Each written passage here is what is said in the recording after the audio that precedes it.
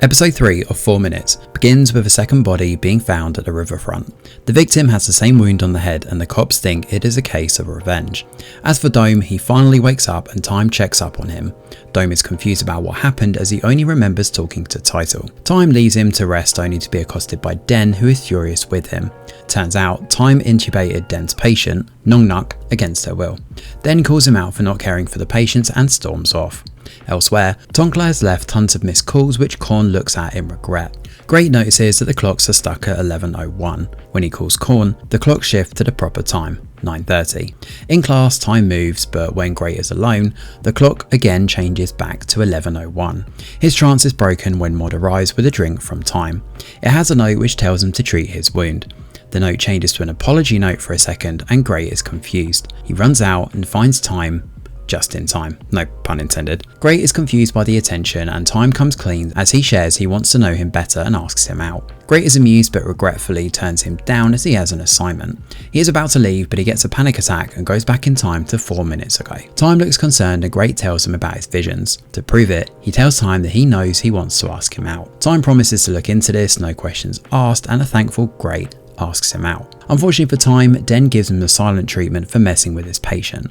Time teases him for acting like an angry wife, but they patch up as he promises to consider the patient's wishes. Back to the problem at hand, Time tells him about Great, and Den recalls Lukwah having the same symptoms. However, she could only see 4 minutes into the future when she went into cardiac arrest. We then cut to Great seeing a vision of meeting a faceless woman before he comes back to reality, and he realises he is on his date with Time. Pushing aside the vision, Great gets obsessed with a claw machine and they have fun as Time helps him win several plushies. Following a fun day, Great drops Time home. Time confides that his parents are dead and he wants to be rich to take care of his grandma. We also get to see Great's backstory here as he reveals that he has money but he is not happy. His mum is his dad's second wife and they never give him any attention. If he wanted to play on the claw machine, they would just buy him toys. Time promises to hang out with him and play on the claw machine whenever he wants. Touched, Great holds his hands and they're about to kiss when Grandma interrupts. As Time leaves, he offers to set up a meeting with Dr. Den and Lukwah. Great gives him one of the plushies as a reminder of their date and they part on a sweet note. On to the shady casino mystery, Nan hooks up with Saman and once he is asleep, she opens his safe and finds documents with a bunch of officers' names. Just as she sends photos of it to Time, Saman wakes up. He chases her out and she throws the phone in the river right when he shoots her. A worried Korn orders his men to fix the phone and nurse Nan so they can interrogate her. Elsewhere, Chief Naret takes over the murder of Tonkla's brother and the second victim. We then cut to Tonkla, who is angry with Korn for ghosting him in his time of need. He is busy smoking up when Win drops by. He's apologetic as he shares the chief is known to take bribes, so the case will probably be buried. However, he promises to continue looking into it in secret. Tonkla wonders why he's going to such lengths until he realises that Win likes him and kisses him. Win is hesitant at first, but they do hook up. Tonkla calls for shots and once he is done, he pushes him away, leaving Win with blue balls. But poor Win is still head over heels, taking a photo of Tonkla and hugging him. Tonkla asks him to stop by often and Win is more than happy. He once again promises to look into his brother's case and Tonkla looks determined. Alone, Win notices on the brother's last post that Maud commented that everyone knows who did it. He approaches her at university but she feigns ignorance and leaves. A male student, who is very likely the killer, watches Win and leaves a threatening note on his car. We then cut to a brooding Great who is thinking about time. The clock then suddenly changes to 11:02. Alarmed, he notes down everything that has happened to him since the exam day when it was 11 and he ran over Mani. The clock had switched to 11:01 when Great and Time exchange numbers. Great calls Time, desperate to meet Lukwah, but no one answers. Meanwhile, Korn wants to call Tonkla, but Saman tells him about Nan being uncooperative. Korn decides to personally interrogate her and warns Saman not to hurt her, but first, he meets Great, who is going through his existential crisis. Korn frets over him as Great tells him about his visions and even suggests a different doctor when he learns Time is not responding.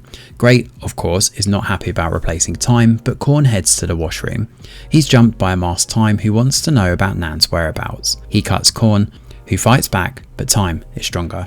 On hearing the commotion, Great arrives and Time is shocked. He runs and Korn tells Great to follow him. Outside, Great stops him and is about to fight when Time takes off his mask. And with that, episode 3 of 4 Minutes comes to an end.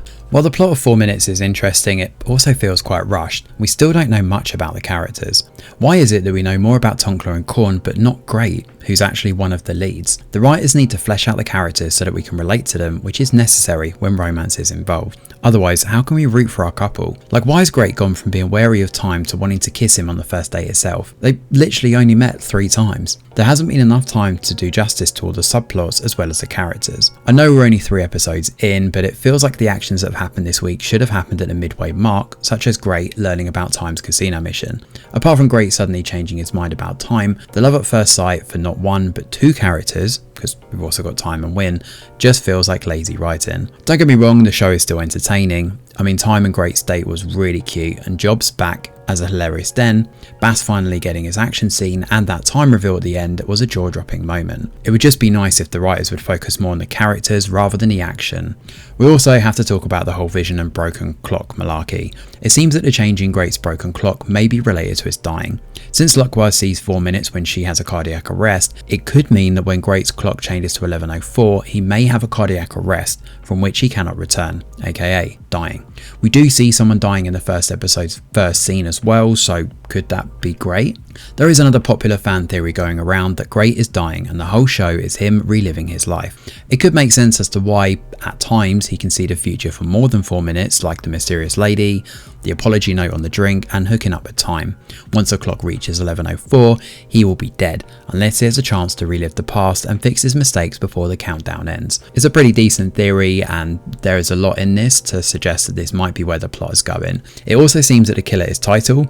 Time and Korn are out to kill each other, and Great has a chance to stop them all. But for now, we'll have to wait and see where this one goes. Thanks for watching, and do let us know your thoughts in the comments below. Smash a like or subscribe to the channel, your support is very much appreciated. I'm Greg Wheeler, and from all of us over here at The Review Geek, we'll see you on the next video.